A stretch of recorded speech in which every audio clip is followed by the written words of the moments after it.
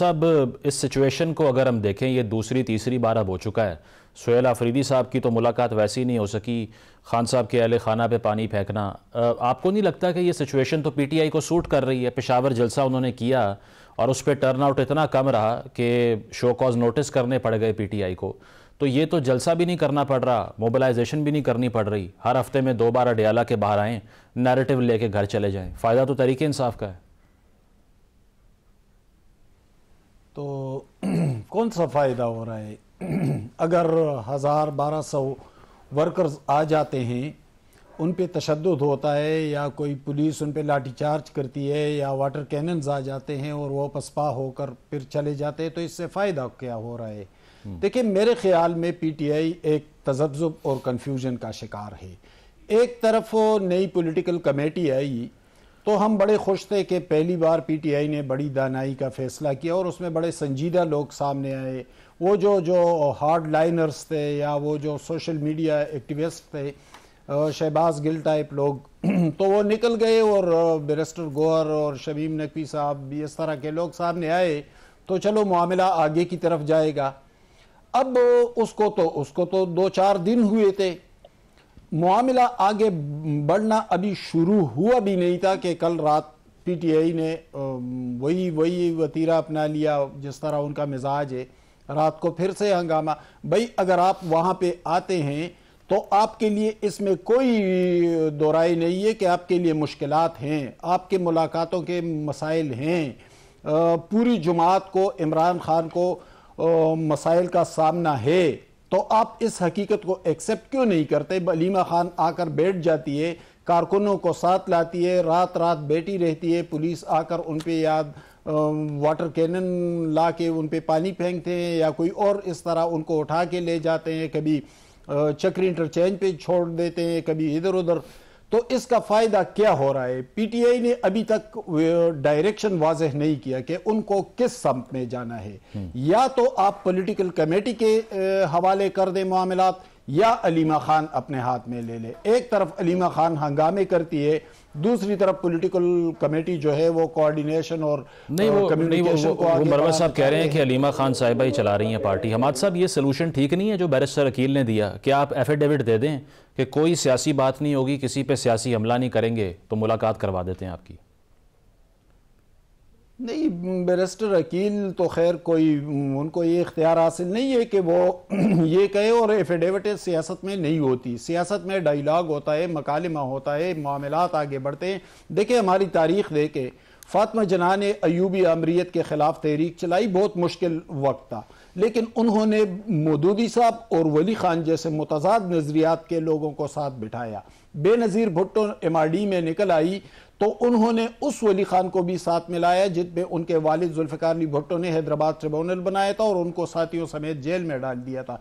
तो देखिए, जब आप सियासी मकालिमे को आगे नहीं बढ़ाएंगे, आप सियासी मामलात को आगे नहीं बढ़ाएंगे, तो फिर आप तनहा होंगे। आज भी इमरान खान के लाशऊर में ये बात बैठी हुई है कि मेरे लिए वही साजगार हालात मुयस्सर आएंगे जो 2014 में थे या 2018 में थे। वो सियासत के बदलते हुए डायनेमिक्स को, हालात को समझ नहीं पा रहे हैं कि भाई हमारी तारीख ज़रा मुनफरिद है। जिस दिन उन्होंने इन हकाइक का इदराक कर लिया, इसको समझ लिया, तो फिर वो सियासी मकालिमे की तरफ भी जाएंगे, फिर वो तहरीक की तरफ भी जाएंगे, फिर वो डायलॉग को भी आगे बढ़ाएंगे, फिर वो आईन और कानून के साथ भी खड़े होंगे। जो डिस्कस हो रहा है, इमरान इस्माइल साहब, फवाद चौधरी साहब, महमूद मौलवी साहब, अंसार अब्बासी साहब ने भी इस पर खबर दी है कि अब जो कोर्ट लखपत है वो गुफ्तगू का मरकज़ बन चुका है, और कोर्ट एंड कोर्ट उन्होंने ये भी कहा कि ये तीनों रहनुमा बहुत से हुकूमती वज़रा और एक अफसर से राब्ते में हैं, कोई रास्ता निकालने की कोशिश कर रहे हैं। कुछ ओवरसीज़ पाकिस्तानी भी इसमें शामिल हैं जो ये कमिट कर रहे हैं कि अगर ये मुज़ाकरात हो जाएँ इस्टेब्लिशमेंट और पीटीआई के दरमियान, तो 6 महीने के अंदर $1 बिलियन की इन्वेस्टमेंट भी लेकर आएंगे पाकिस्तान में। कोई है सलूशन ये? क्योंकि पीटीआई का सोशल मीडिया तो टारगेट कर रहा है कंसिस्टेंटली इन लोगों को जो कि एफर्ट कर रहे हैं बातचीत की। देखिए, मैंने भी शुरू में अर्ज ये किया था कि आपको इस मसले को रिजॉल्व करना है, और उसको हल कैसे करेंगे? उसको अगर गुफ्तगू के जरिए, जैसे कि आप फरमा रहे हैं कि फवाद साहब और इमरान इस्माइल उनके साथ एक दो और साथी जो है उनको चाहें, तो हुकूमत को फैसिलिटेट करना चाहिए, बातचीत करानी चाहिए। इमरान खान साहब से आप जितना आपने रिस्ट्रिक्ट किया हुआ है, तो मुख्तलिफ ख्याल लोग अगर मिलेंगे तो उनको एक नई सोच वो दे सकेंगे, डिस्कस कर सकेंगे। तो मेरे ख्याल में पाबंदी जो है वो हल नहीं है। अभी जैसे अभी आमिर रियाज राना साहब ने कहा, वो बिल्कुल सही कहा कि भारत से जो अकाउंट चल रहे होते हैं वो हमारे जो तदाद है उसको उठाते हैं। तो मेरा अर्ज ये करना कि अगर आप उन तदाद को खत्म कर देंगे तो भारत को किसी भी दुश्मन मुल्क को जो है मौका नहीं मिलेगा कि पाकिस्तान की इंटरनल जो रिफ्ट्स हैं उसको इस्तेमाल करके प्रोपेगेंडा कर सके।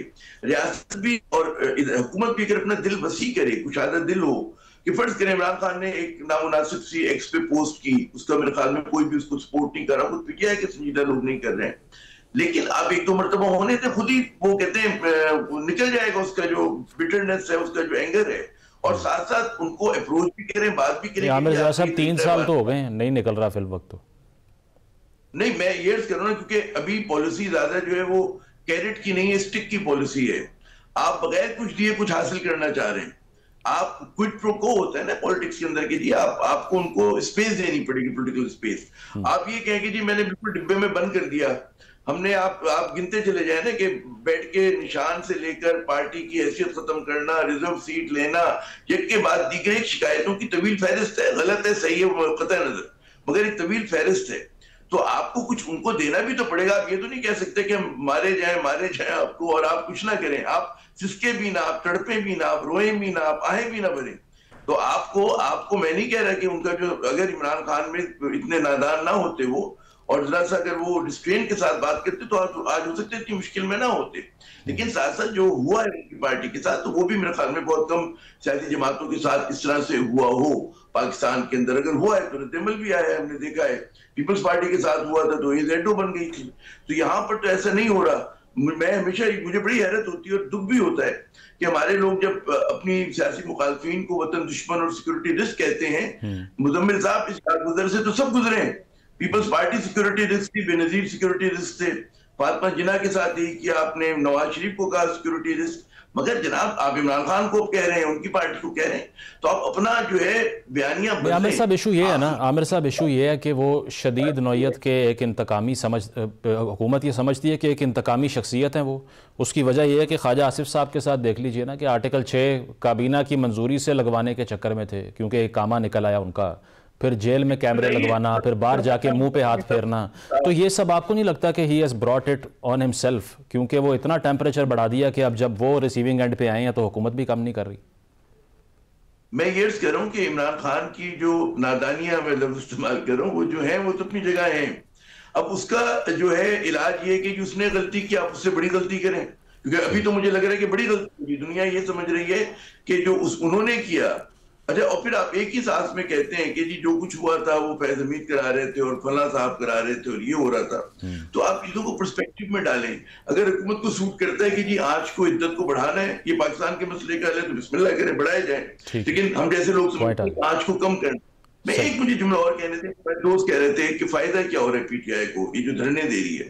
देखिए, फायदा नुकसान सियासत में क्यों होता है कि बात पॉलिटिकल एक्टिविटी अपने खुद एक एंड होता है। अगर वो मतलब दुनिया की तवज्जो मबजूल करा सकते हैं, अगर खामोश होकर बैठ जाए, कुछ ना करें, तो लोग भूल जाएंगे उनको। इमरान खान जेल में आराम से बैठे रहेंगे तो कम से कम वो कॉज को अपनी तरफ से जिंदा रखेंगे। ठीक है, पॉइंट आ गया इस पे